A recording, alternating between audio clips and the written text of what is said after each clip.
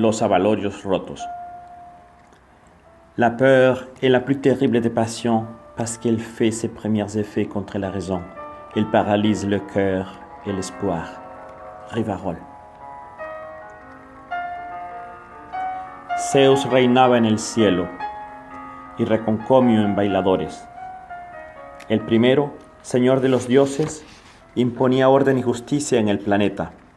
El segundo le emulaba en ese rincón de casas vetustas, confundiendo tal vez a propósito la justicia con actos abominables y poco transparentes ante los ojos de Dios.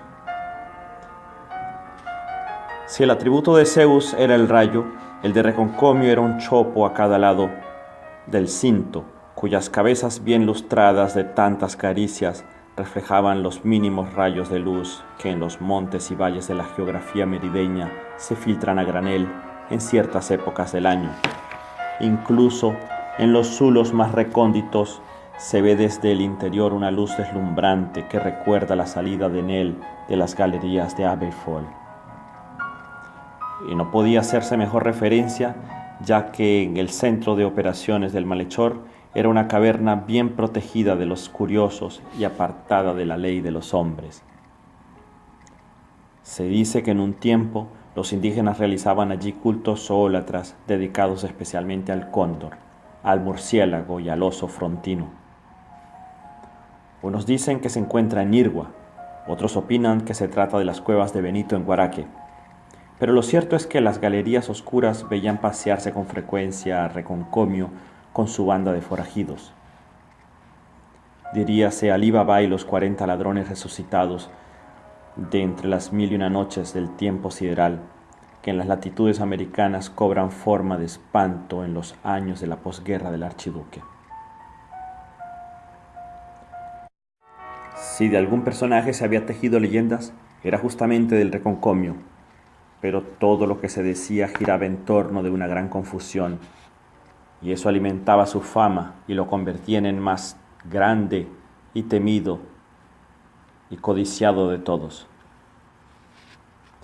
que llevaba un amuleto de murciélago tallado en piedra pulida, que se había tragado los santos evangelios, que tenía las 7 vidas de un gato.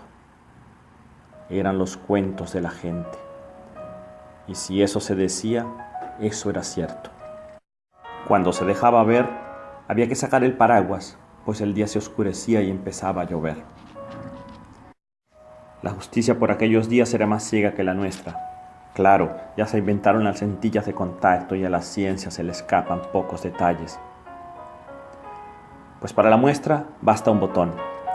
Después de alguna discusión pendeja entre palos de miche callejonero o guarapo fuerte mezclado con babas y chimú, caía el bendito arrastrándose entre el barro hasta que el día siguiente algún transeúnte lo conseguía tendido con sendas troneras en el estómago. De él o de los asesinos nadie hablaba.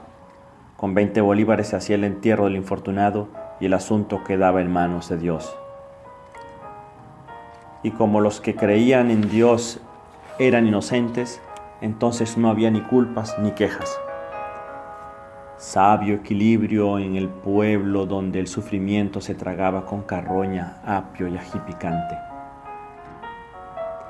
Pero la justicia no solo era invidente, sino coja, porque rengueaba entre el olvido de las presidencias de Estado, el escaso personal, y lo peor era que los encargados de hacerla cumplir y los malhechores eran las más de las veces los mismos.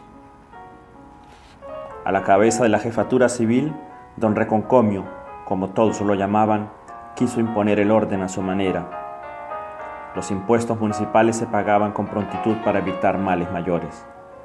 La gente se recogía temprano como las gallinas, exceptuando tal cual desprevenido que se paseaba con su macho por las calles empedradas del pueblo, alumbrado a medias con luces rancias. Una patrulla hacía la primera ronda. Se dejaban oír 2 o 3 disparos y el silencio se apoderaba del lugar hasta que los gallos lo rompían con la llegada de las primeras horas de la mañana, cuando los arrieros se preparaban para empezar o seguir su largo trajinar hasta la grita y pregonero. Era pues bailadores punto obligatorio del itinerario de los que se aventuraban hacia la tierra del benemérito. De igual manera, los que tuviesen asuntos que arreglar en Mérida tenían por desgracia que toparse con los secuaces del Reconcomio, al poner sus pies en estas tierras ensombrecidas por la maldad y el odio. Se acercaban los días de la Candelaria y el cura empezaba a mover sus manos con emoción, pues su corral se vería beneficiado con más gallinas y otras aves que los feligreses tenían la costumbre de obsequiar al párroco para ganar su buena voluntad. Se decía por las calles que el obispo vendría y con él un alto personero del gobierno. Pero antes de que llegaran los señores de arriba, empezaron a mostrar sus caras los pequeños comerciantes que deambulaban como gitanos y que para meterlos en un mismo saco se les denomina turcos cuando su lengua se traba un poco para hablar de precios y rebajas. Les basta conocer algunos números, el verbo costar mal conjugado y algunas expresiones útiles: para usted barato, de contao, precio especial.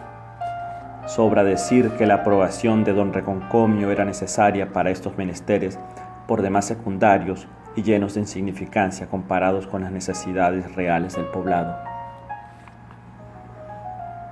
Ibrahim y Camila también vinieron de lejos, vendieron sus telas y abalorios de Damasco y siguieron su camino.